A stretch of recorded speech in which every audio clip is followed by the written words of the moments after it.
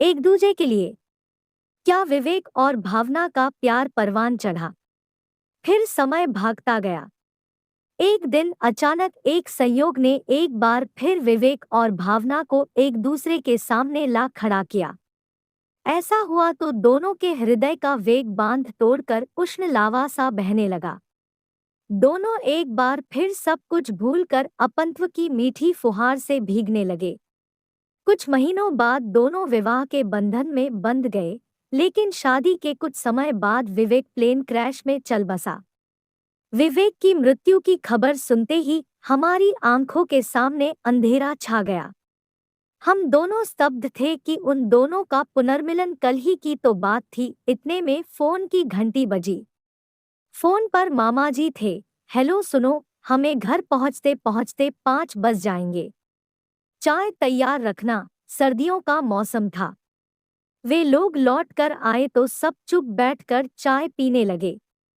भावना स्तब्ध, निर्जीव बर्फ की प्रतिमा सी एक तरफ बैठी सोच रही थी कि कितना भद्दा और क्रूर मजाक किया है कुदरत ने उसके साथ।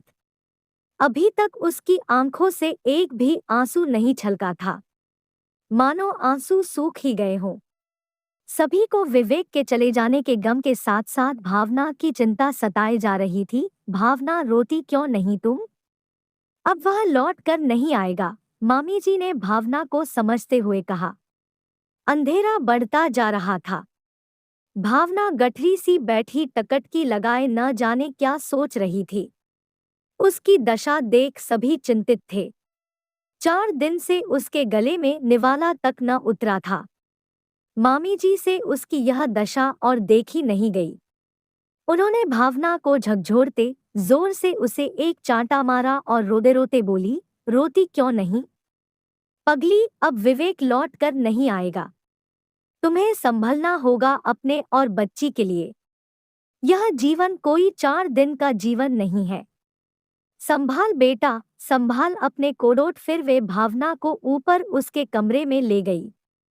पोलीन तथा जेम्स अपने कमरे में जा चुके थे।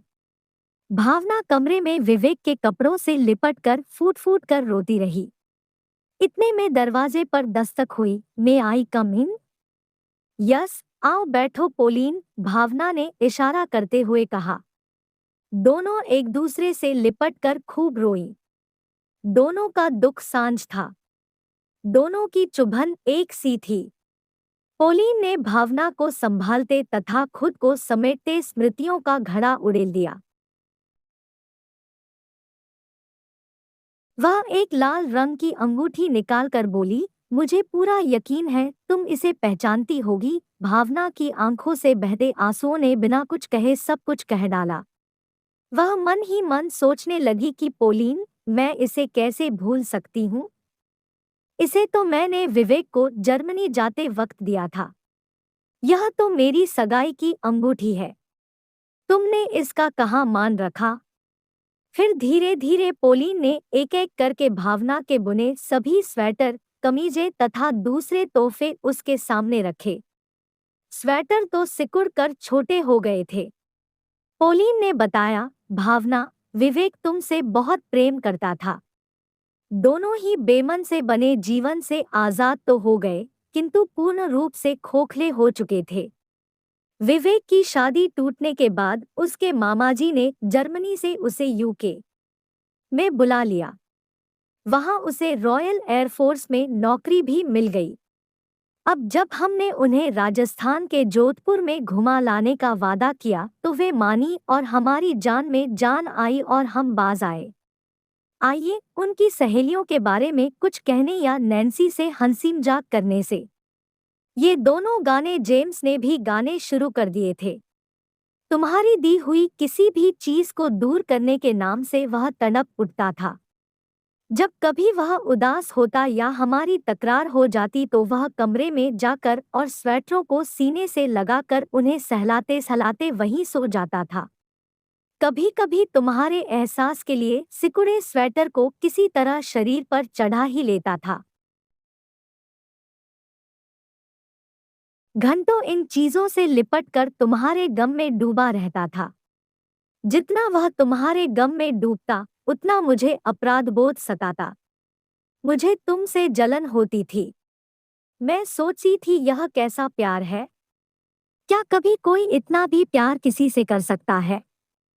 मैंने विवेक को पा तो लिया था, लेकिन वह मेरा कभी न बन सका। जब उसने तुमसे विवाह किया, मैं अपने लिए दुखी कम, तुम्हारे लिए अधिक प्रसन्न थी। मैं जानती थी कि विवेक अब वही है, जहां उसे होना चाहिए था। मैं भी उसे खुश देखना चाहती थी।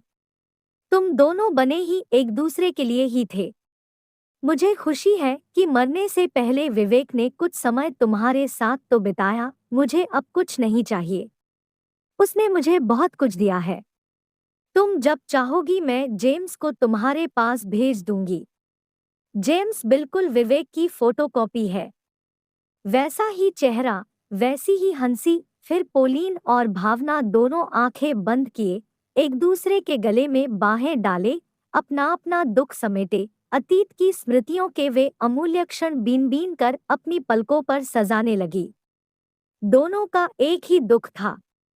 पोलीन बार बार यही दोहरा रही थी, I am sorry Bhavna, forgive me please. कहानी पर आपकी क्या राय है कमेंट करके जरूर बताएं। चैनल पर नए हैं तो सब्सक्राइब जरूर करें और ऐसी ही कहानियों के लिए लाइक करना ना भूलें। फिर मिलेंगे ऐसी ही नई कहानी के साथ। धन्यवाद। जय श्री राम। जय श्री कृष्ण।